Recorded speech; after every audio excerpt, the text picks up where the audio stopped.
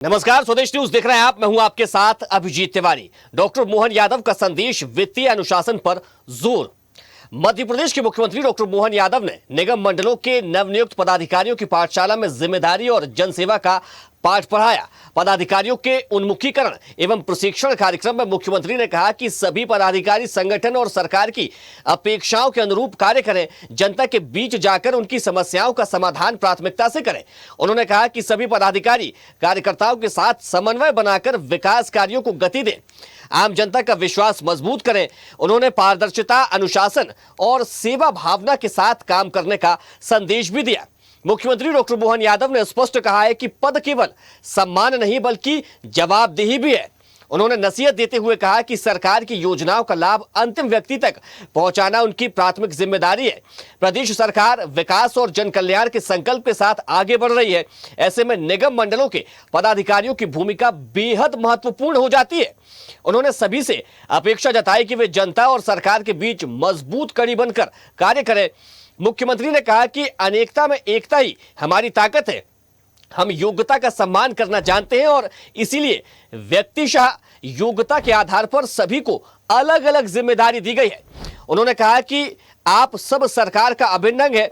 आपके काम से ही सरकार की समाज और नागरिकों में साख बनेगी। इसलिए पहले अपने काम को अच्छी तरह से समझें, विभागीय नीतियों और नियमों का समुचित अध्ययन करें, अपने उपलब्ध संसाधनों का उत्कृष्ट नियोजन करें और बेहतर तालमेल एवं सामंजस्य से अपने दायित्व का निर्वहन करें। मुख्यमंत्री डॉक्टर मोहन यादव ने कहा कि वित्तीय प्रबंधन बड़ी चुनौती होती है, इसलिए अपने दायित्व की सीमाओं में आत्म अनुशासन से हमें आत्मनिर्भरता की ओर बढ़ना है। इसके लिए वित्तीय अनुशासन लाना, फिजूल खर्ची पर अंकुश लगाना और नवाचारों से आय के नए स्रोत सृजित करना जरूरी है। उन्होंने कहा कि सरकार जो भी दायित्व दे उसे स्वयं अपना कार्य समझकर पूरा करना चाहिए। उन्होंने कहा कि जनता की अपेक्षाओं पर खरा उतरना ही सबसे बड़ी प्राथमिकता होनी चाहिए। तो मुख्यमंत्री ने क्या कहा, पहले सुनवा देते हैं, फिर चर्चा पर आगे बढ़ेंगे। अब काम के आधार पर कुछ चीजों की पथ भी आपको रखना पड़ेगी। हमारे लिए अपने विभाग के काम को अच्छे से समझ करके काम को करने के लिए मानसिक स्थिति से कि हाँ हमको अनुभव है, सब कुछ है, लेकिन ये काम का अनुभव नया है। इसलिए वहाँ का एक वातावरण, वहाँ आपके साथ अधिकारी, कर्मचारी, फिर आपसे जिनको हित लाभ जुड़ेंगे, आपके विभाग से जिस तरफ आपको बढ़ना रहेगा, उन कामों को लेकर के आप पे कई प्रकार की चुनौतियां भी रहेगी। फिर चुने हुए जनप्रतिनिधि भी, हमको अपने वो चुने हुए जनप्रतिनिधि से भी तालमेल रखना है। प्रभारी मंत्री, सरकार के अंग, आपके विभाग के अधिकारी, इन सारे बीचों में से आपको काम करना है और काम करते करते अपनी धाक भी बनाना है और साख भी बनाना। और धाक और साख बनाने में जो जरूरी है वो अपने आप का आत्मनियंत्रण, हमारा कंट्रोल और हमारे लिए सोचने के लिए जो बेहतर से बेहतर हो सकता है वो आपके लिए अवसर भी है, क्योंकि इस पूरे काम से आपकी समाज में सरकार की साख बनाने वाले मार्ग पे आपको पहुंचाया जा रहा है। आपके काम करने से सरकार की, समाज की, हमारे दल की, सबकी एक इज्जत जुड़ी हुई है। हमारे निर्णय में हमारे आधार पर विभाग की साख बने, सरकार की साख बने, ये भी जरूरी है। और सरकार चूंकि केंद्र में भी हमारी, राज्य में भी हमारी, बाकी प्रबंधन भी हमारा है, तो हमारे इन कामों का, दोनों का, तीनों का सिलसिला बगैर इस तरह की बातों का जिसके कारण से पत्र परहेज में दिक्कत आती है, आप बचना इन सारी बातों से। तो आप काम के आधार पर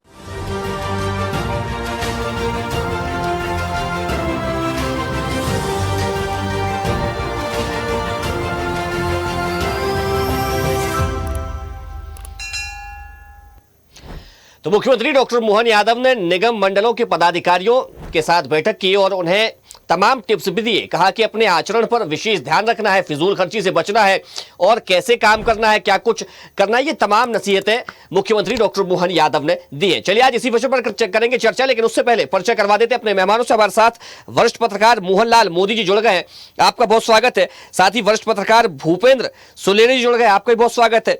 और वरिष्ठ पत्रकार के.एस. शाइनी जी हमारे साथ जुड़ गए, आपका बहुत स्वागत है। और Madhya Pradesh warehousing and logistics corporation के अध्यक्ष संजय नगायत जी भी हमारे साथ कुछ देर में जुड़ेंगे।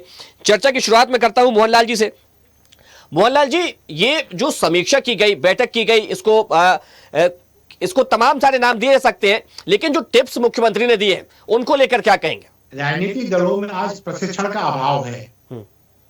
कोई भी पार्टी स्वयं को दूसरी पार्टी से कमतर आंकना नहीं चाहती, लेकिन भाजपा में एक अच्छी बात है कि यहाँ हमेशा प्रशिक्षण वर्ग आयोजित होते रहते हैं और हर मुद्दे पर हर पदाधिकारी को प्रशिक्षित किए जाना एक निरंतरता भाजपा में बनी रहती है। और यदि मुख्यमंत्री चार्ज देने से पहले निगम मंडल आयोग के अध्यक्षों को ये बताते हैं कि तुम्हें किस प्रकार से दायित्व का निर्वहन करना है, कैसे प्रधानमंत्री नरेंद्र मोदी की आकांक्षाओं के अनुरूप अच्छे रिजल्ट देने हैं, कम संसाधनों का इस्तेमाल करना है, और जहां तक वित्तीय व्यवस्थाओं की बात है तो हमें अपनी संस्थाओं से कैसे वित्तीय आधार मजबूत करने हैं, यदि ये सब चीजें वो बताते हैं तो शायद वो ये सुनिश्चित करते हैं कि उन्हें जनता के प्रति जवाबदेह रहना है, प्रधानमंत्री की जो आकांक्षा है उन पर खरा उतरना है, पार्टी की जो रीति नीति है उनको उनका महत्व उनका सम्मान बचाए रखना है, जनता के बीच बनाए रखना है, और सबसे बड़ी बात जनता के प्रति जवाबदेही। जनता के बीच जब जा रहे हैं तो आपको अपना विश्वास स्थापित करना है और ये बताना है कि हाँ, हमें जो जिम्मेदारी दी गई है, शासन ने हमारे चयन में कोई गलती नहीं की है। इन सब चीजों को मिलाकर ये संतुष्टि होती है कि जो प्रशिक्षण शिविर, इसे प्रशिक्षण ही कहूंगा मैं, जो आयोजित किया गया मुख्यमंत्री जी द्वारा, वो आवश्यकता भी है क्योंकि बहुत सारे चेहरे इसमें नए भी हैं जो पहली बार आयोग या मंडल या निगम संभालेंगे। तो यदि उनके साथ वरिष्ठों के साथ उनको एक कहना चाहिए दायित्व का बोध यदि उनके अंदर में स्थापित किया जाता है तो ये बहुत अच्छा संकेत है। ठीक है भूपेंद्र जी, जब इस तरह के सेशन आयोजित किए जाते हैं जिसमें कई ऐसे पदाधिकारी भी शामिल हुए जो कि पहली बार इन दायित्वों का निर्वहन करेंगे, और जब मुख्यमंत्री इस तरह की टिप्स देते हैं तो ये कितना प्रभाव डालेंगे उनकी कार्यप्रणाली पर, कार्यशैली पर?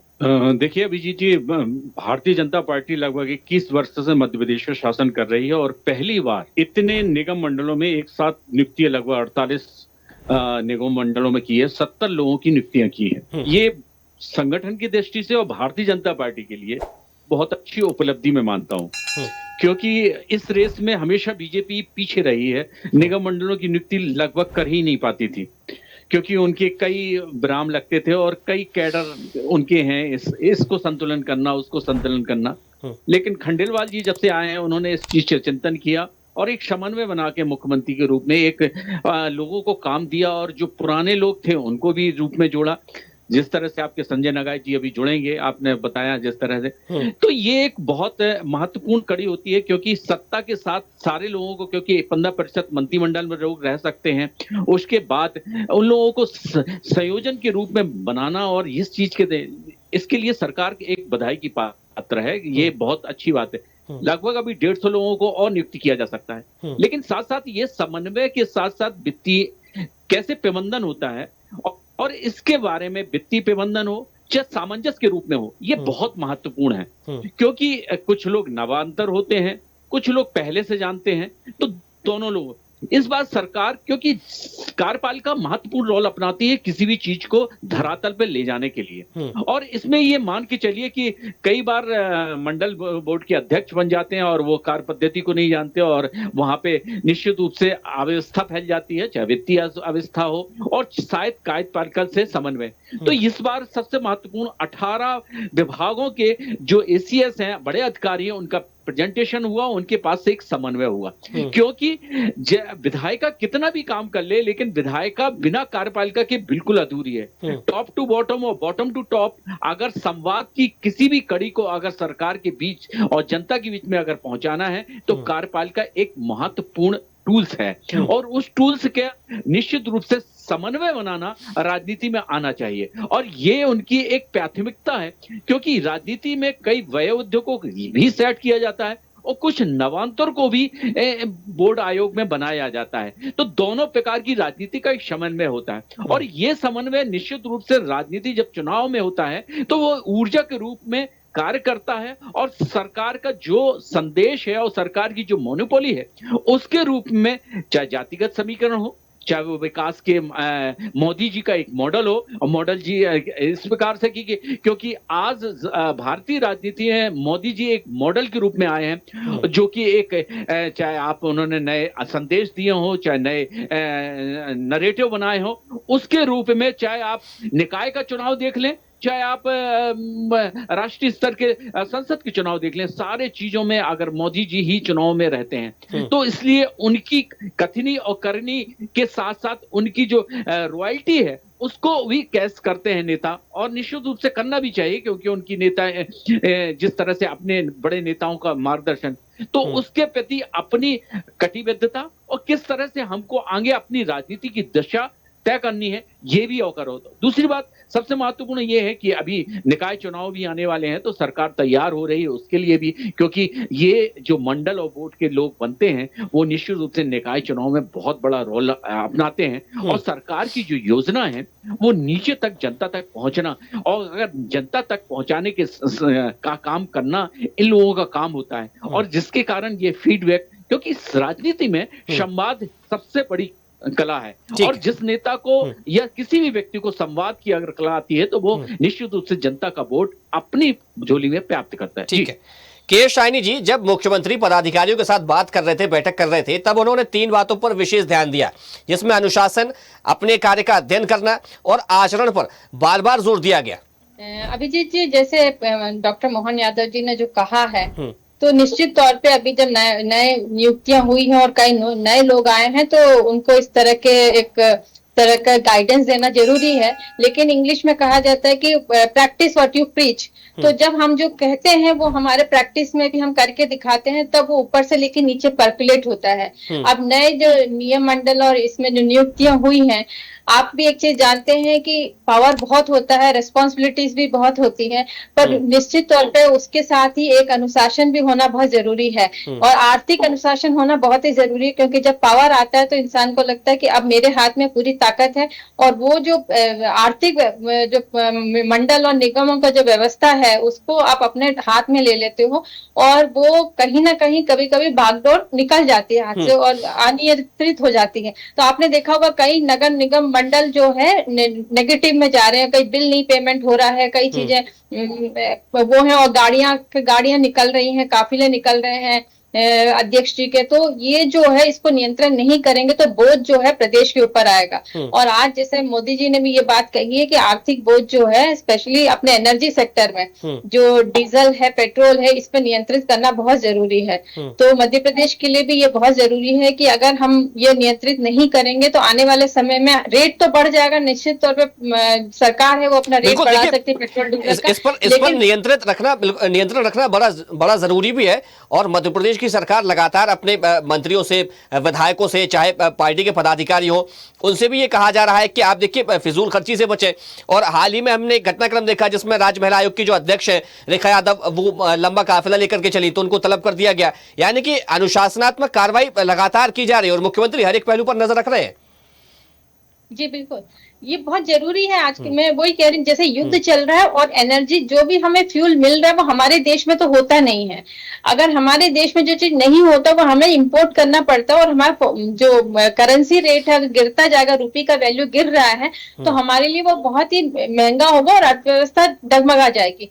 तो इसलिए इस पे नियंत्रण करना, ज्यादा से ज्यादा हम प्राइवेट ट्रांसपोर्ट का इस्तेमाल करें। हम विदेशों में देखते हैं जितने बड़े नेता हैं वो भी प्राइवेट ट्रांसपोर्ट के बिल्कुल मतलब नॉर्मल तरीके से इस्तेमाल, यहाँ तो वीडियो और वो बन के आपके सोशल मीडिया में शेयर करते हैं कि हम एक ही गाड़ी में निकले, हम साइकिल में निकले, तो हमें ये बहुत अजीब सा लगता है और हम इसको एक नॉर्मल वे में नहीं ले पाते। लेकिन ये एक नॉर्मल होना चाहिए कि जो पॉलिटिकल पार्टी जो लीडर्स है वो भी पब्लिक ट्रांसपोर्ट से चले, ताकि जनता को भी ये लगे कि हम भी प्राइवेट ट्रांसपोर्ट से इस्तेमाल कर सकते हैं, और उससे जो है ऊर्जा का वो हो सकता है। ठीक है मोहनलाल जी, मुख्यमंत्री ने कहा कि आपको अपनी धाक भी अपने क्षेत्र में बनानी है और सरकार की साख भी आपके जिम्मे है। कहते हैं कि निगम मंडल के जो पदाधिकारी होते हैं वो सरकार की नाक कान होते हैं, आंख और कान होते हैं। हाँ, तो ये इस कथन में कोई असत्यता नहीं है, क्योंकि यही वो वर्ग है जो नीचे जमीन पे जाके काम करने वाला है। ये एक प्रकार से कोई कैबिनेट मंत्री भी है, कोई राज्य मंत्री भी है, लेकिन सही मायने में ये पद ऐसे हैं जहां इन्हें छोटे छोटे मजेदार टोलों तक जाके काम करना है। और जैसे मेरे मित्र कह रहे थे कि अभी नगर निकाय के चुनाव भी सामने ही है, तो ये बात सही है कि जब तक ये सब लोग मिलकर ठीक परिणाम नहीं दे पाएंगे तब तक राज्य शासन आश्वस्त नहीं हो पाएगा। लिहाजा ये जरूरी हो गया है कि सभी लोग जमीनी स्तर पर जाके काम करें। हम लोग देते हैं पद, जैसे मेरी एक बहन कह रही थी शाइनी जी कि पदों को कुछ लोग अपने दायित्वों को भूल जाते हैं, ये बात सत्य है। और जैसे आपने बताया अभी कि कुछ लोगों की क्लास भी ली गई है, तो भाजपा ने अपने आप को कसा तो है, व्यवहार में कसावट तो लाई गई है। अब चाहे कैबिनेट मंत्री हो और चाहे वो छोटा सा पार्षद हो, यदि वो गाइडलाइन से बाहर जाके काम करेगा, अनुचित व्यवहार करेगा, उससे अगर पार्टी की साख को बट्टा लगता है, उसकी क्लास ली जाएगी, उसको ताकीद किया जाएगा। और यदि वो फिर भी लाइन पर नहीं आता है तो आश्वस्त है अभिजीत जी, ऐसे लोगों के खिलाफ पूरी कार्रवाई भी होगी। भले ही विपक्ष इसके बारे में कोई भी आक्षेप लगाए या ये कहे कि दोष प्रमाणित हो गया, भाजपा ऐसी ही है, तो सभी आक्षेपों को सहन करने तो क्या के ये लिए कह सकते हैं कि ये जो पदाधिकारी इनकी सतत मॉनिटरिंग की जाएगी? ये ऑलरेडी है। ये दरअसल भाजपा में जो संगठन मंत्री है, ये पद नीचे संभाग तक गए हुए हैं, जिलों तक गए हुए हैं। ये व्यक्ति राष्ट्रीय स्वयंसेवक संघ से आते हैं। तो भाजपा का एक तरीका है, एक तो उसके प्रदेश प्रभारी, जो प्रदेश के प्रभारी है वो यहाँ की बॉडी पर नजर रखते हैं कि प्रांत पदाधिकारी क्या काम कर रहे हैं, और जो इनके संगठन मंत्री हैं वो नीचे तक अपनी खबर अपने स्वयंसेवकों के माध्यम से, आम आदमी के माध्यम से। अब जैसे मैं इनकी कार्यप्रणाली बता दूं, संघ का स्वयंसेवक जो दायित्ववान है वो कई बार अनजान क्षेत्रों में जाकर पान खाता है और पान की दुकान पर 4 अनजान लोगों से बात करता है और धीरे से पूछ लेता है आपका विधायक कैसा है यार, ये सुना ये ऐसा है, सुना ये। और वो दरअसल वो पान की दुकान पर चाहपाई लोगों से एक सार्थक अभिमत लेकर और शाम को संघ कार्यालय में जाके रिपोर्ट दे देता है कि आज मैंने इस क्षेत्र के विधायक के बारे में या सांसद के बारे में या नगर पालिका अध्यक्ष के बारे में बातचीत की थी और मुझे लगा इसमें। तो ये सब चीजें ऑलरेडी की जाती हैं और अब बहुत सख्ती देखने को मिल रही है, तो परिणाम सार्थक आना। भूपेंद्र जी क्या कहेंगे? ये निश्चित रूप से देखिए, ये पार्टी अपने अनुशासन के लिए जानती है, और दूसरी बात एक विचारधारा के साथ एक इनकी समविचारिक संगठन है और जिसको संघ से प्रेरित है और पूरी बॉडी उससे प्रेरित है। और निश्चित रूप से चाहे वो विद्यार्थी परिषद से पूरे कार्यकर्ता आते हैं और संघ के जो विचार है उसको क्रियान्वयन करने के लिए वो तत्पर होते हैं, और निश्चित रूप से हर स्तर पर उनकी मॉनिटरिंग होती है। और मॉनिटरिंग होने के साथ साथ उसके परिणाम भी वो निकलते हैं, और परिणाम हम देखते भी हैं कि संगठन से जो चला जाता है, हम अगर याद करें तो कल्याण सिंह एक हिंदू हृदय सम्राट कहलाते थे, और जब इस समय संगठन से निकले उमा भारती का आप देख लीजिए, शंकर सिंह बघेला का देख लीजिए। बीजेपी और कांग्रेस में मेन यही अंतर है, कांग्रेस में का विभाजन लगभग 18 से 20 बार हुआ, लेकिन वहां पे संगठन बनता गया और लोग अपने हिसाब से, वहां व्यक्ति है, यहाँ संगठन है, और संगठन और व्यक्ति के। तो क्या ये कह सकते हैं कि ये जो तमाम संगठन की चीजें हैं ये सिर्फ अनुशासन है, इसीलिए संगठन टिका हुआ और इतने अच्छे बेहतर तरीके से काम कर पा रहा है?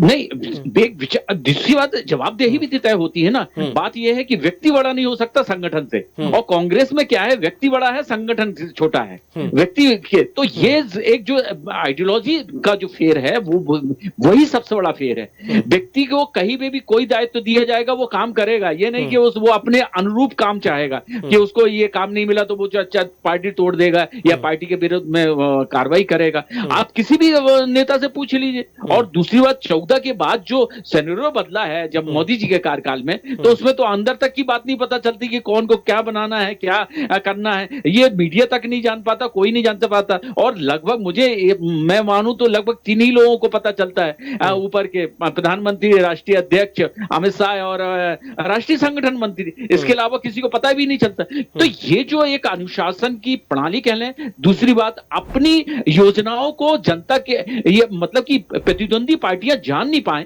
ये एक बहुत बड़ा एक। और दूसरी बात आधुनिकता भी है, नए नए जो फैक्टर्स आए हैं उन फैक्टरों के द्वारा, चाहे आईटी सेक्टर के हो, चाहे सोशल मीडिया के हो, और चाहे बिना प्रोफेशनलिज्म हो, उन सब चीजों में उन्होंने एडेप्ट किया है।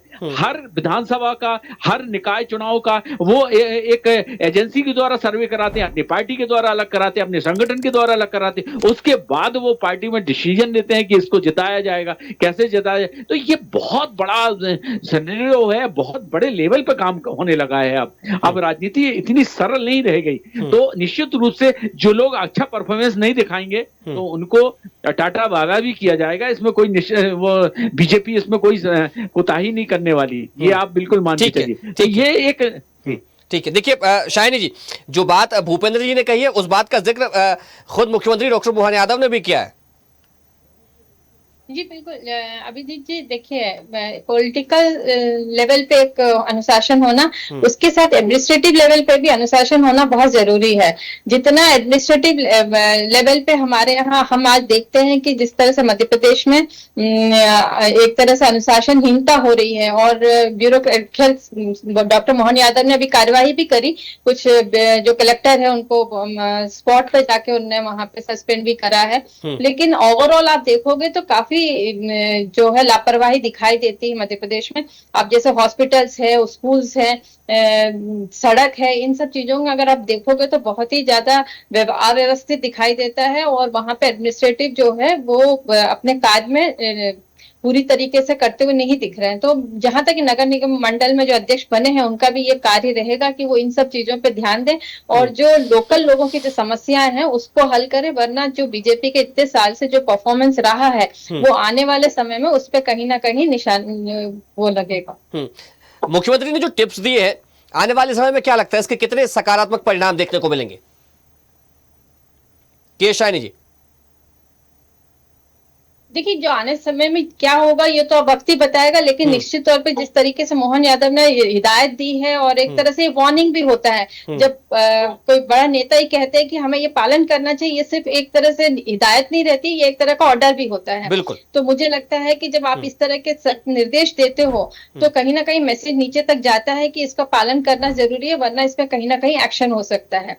तो अब जैसे निगम मंडल में भी पहले जो हमने देखा, जहां तक निगम मंडल के जो भी अध्यक्ष बनते थे तो वो एक अपना पोजीशन का सिर्फ लाभ लेने की कोशिश करते थे, ना कि वो कभी भी उस पद में रहते हुए उस डिपार्टमेंट के लिए, उस निगम मंडल के लिए कुछ कार्य किया हो, ये बहुत कम दिखता है। तो मुझे लगता है कि आने वाले समय में भी ये जो बना है नया, वो अपने कार्य निश्चित तौर पे अनुशासन में रहते हुए और प्राथमिकता देंगे सारे डिपार्टमेंट के लिए। ठीक है मोहन लाल जी, पद अब सिर्फ काम यानी कि शोभा बढ़ाने के लिए नहीं, काम भी करना होगा। हाँ निश्चित, ये तो अपेक्षित है कि आपको काम करके देना है, लेकिन ये भी सत्य है जो आशंका शाइनी बहन उठा रही है वो अपनी जगह सही है। दरअसल क्या होता है, ये एक दूसरा चरण शुरू हो गया है, एक कहना चाहिए मध्यकाल निकल गया है, अब दूसरा चरण शुरू है सरकार का। तो ऐसे में एक जाति के दृष्टि से एक लिस्ट बनती है, समाज की दृष्टि से लिस्ट बनती है। देखा जाता है कि अभी तक जो कैबिनेट में राज्य मंत्री जो लोग बनाए गए हैं, कौन सी जाति छूट गई, कौन सा समाज छूट गया। तो इसमें दो तरह के लोग अब आ रहे हैं। एक वो वरिष्ठ नेता जो अपने आप को उपेक्षित महसूस कर रहे थे, उनको समाहित किया गया है। कुछ वो लोग जो जाति की दृष्टि से मध्य प्रदेश को प्रभावित करते हैं, वो लोग भी आते हैं। अब कार्यप्रणाली का क्या सार निकलेगा वो इस पर निर्भर है कि कितने लोग इसमें पूर्व से प्रशिक्षित थे और कितने लोग जाति समाज की दृष्टिगत बनाए गए। तो इसके लिए एक निगरानी मंडल ऑलरेडी गठित किया जा चुका है, और वो निगरानी मंडल जो नए नवेले लोग हैं उनको प्रशिक्षित भी करेगा, मार्गदर्शित भी करेगा। इसलिए उम्मीद है परिणाम अच्छे आएंगे। ठीक है, देखिए समय होगा, चर्चा को यहीं विराम देना पड़ेगा। हमारे साथ जुड़ने के लिए मोहनलाल जी आपका बहुत शुक्रिया, डॉक्टर भूपेंद्र सोलेरी जी आपका बहुत धन्यवाद, और के शाइनी जी आपका भी बहुत धन्यवाद। तो मध्य प्रदेश के मुख्यमंत्री डॉक्टर मोहन यादव ने निगम मंडलों के पदाधिकारियों के साथ बैठक की, चर्चा की, और साफ तौर पर यह कहा कि अध्ययन करें, अपने विभाग का, अपने कार्य का अध्ययन करें, जनता के बीच पहुंचे, उनके मुद्दे जानें और उनकी समस्याओं का समाधान करें, अनुशासन में रहें, फिजूल खर्ची से बचें, और ज़्यादा से ज़्यादा साख जो है पार्टी की है उसको भी मजबूत करें और क्षेत्रों में अपनी धाक भी बनाएं, ताकि आने वाले समय में और जो विश्वास है सत्ता और संगठन का वो लोगों के बीच में मजबूत हो सके। फिलहाल चर्चा में इतना ही। देखते रहिए स्वदेश न्यूज, सबसे पहले देश।